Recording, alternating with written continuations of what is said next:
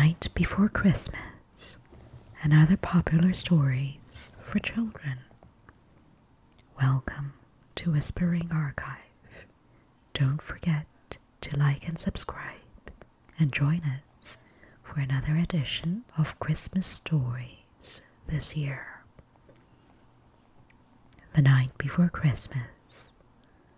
'Twas the night before Christmas, and all through the house not a creature was stirring, not even a mouse.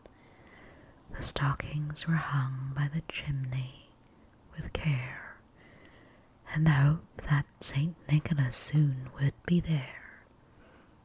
The children were nestled all snug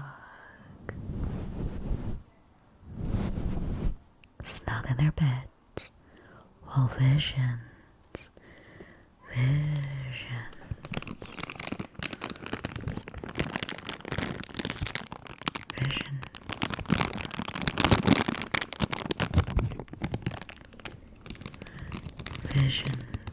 of sugar plums danced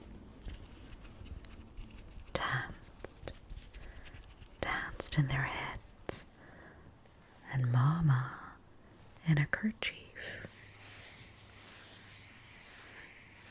and I in my cap had just settled our brains for a long winter's nap, when out on the lawn there arose such a clatter.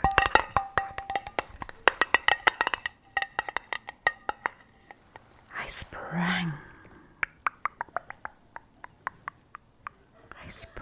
from the bed to see what was the matter. Away to the window I flew like a flash, tore open the shutters, and threw up the sash.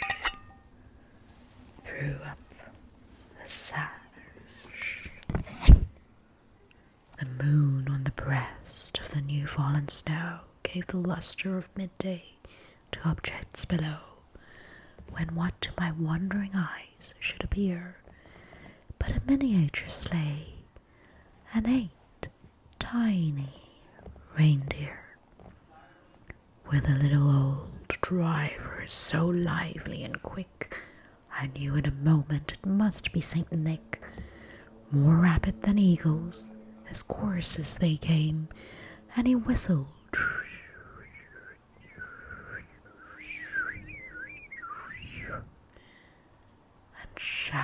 and shouted and called them by name. Now Dasher, now Dancer, now Prancer, now Vixen, on Comet, on Cupid, on Dunder and Blixen, to the top of the porch, to the top of the wall. Now dash away,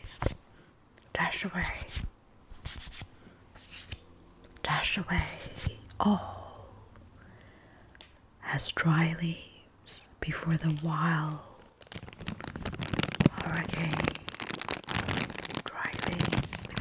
hurricane fly.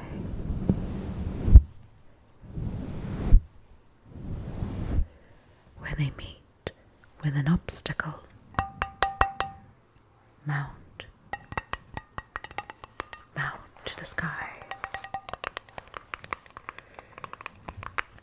So up to the housetop the coursers they flew, with a sleigh full of toys and St. Nicholas too. And then in the twinkling,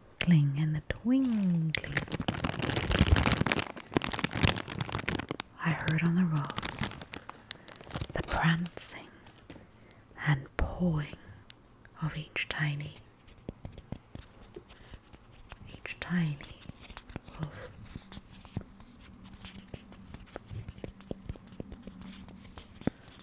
As I drew in my head and was turning around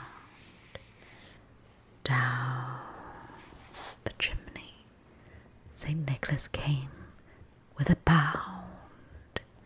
He was dressed all in fur, from his head to his foot, and his clothes were all tarnished with ashes and soot. A bundle of toys he had flung on his back, and he looked like a peddler. Just opening his pack.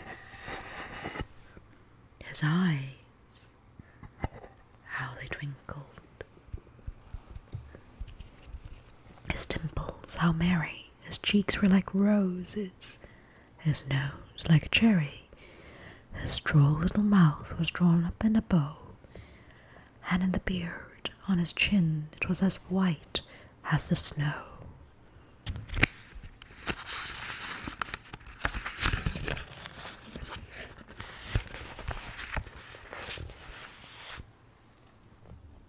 The reindeer in the sleigh, the stump of pipe he held tight in his teeth, and the smoke and circled his head like a wreath. He was chubby and plump, a right jolly old elf, and I laughed when I saw him in spite of myself. A wink of his eye and a twist of his head soon gave me to know I had nothing to dread. He spoke not a word, but went straight to his work and filled all the stockings, then turned with a jerk, and laying his finger aside of his nose, and giving a nod up the chimney, he rose. He sprang to his sleigh, to his team, gave a whistle, and away they all flew, like the down of a thistle. But I heard him exclaim ere he drove out of sight, "Merry Christmas to all, and to all a good night."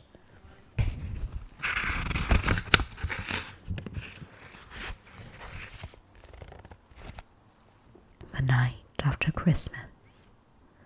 'Twas the night of the Christmas, and all through the house not a creature was stirring, excepting a mouse.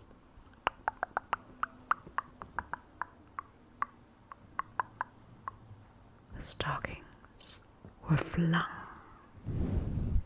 in haste over the chair, for the hopes of St. Nicholas were no longer there.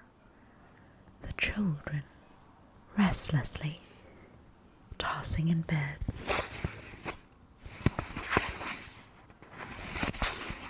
for the pie and the candy were as heavy as lead, while Mamma in her kerchief and I in my gown had just made up their minds that we would not lie down, when out on the lawn there arose such a clatter. I sprang from my chair to see what was the matter.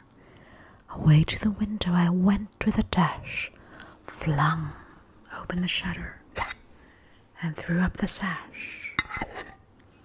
The moon on the breast of the new fallen snow gave the lustre of a noonday to objects below, when what to my long anxious eyes should appear but a horse and a sleigh.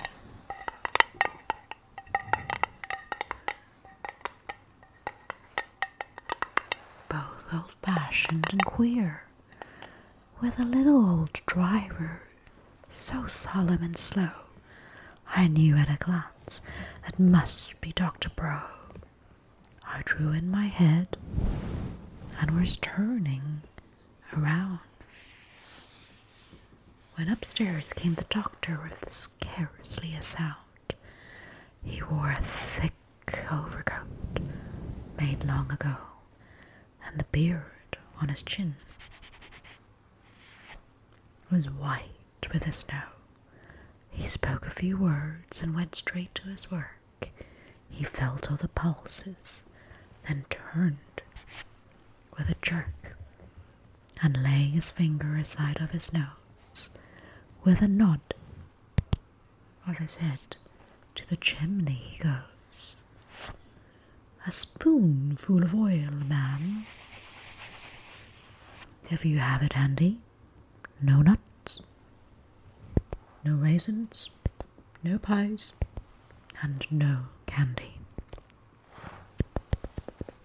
These tender young stomachs cannot well digest all the sweets that they get. Toys and books are the best, but I know my advice will not find many friends, for the custom of Christmas the other way tends. The fathers and mothers and Santa Claus too are exceedingly blind.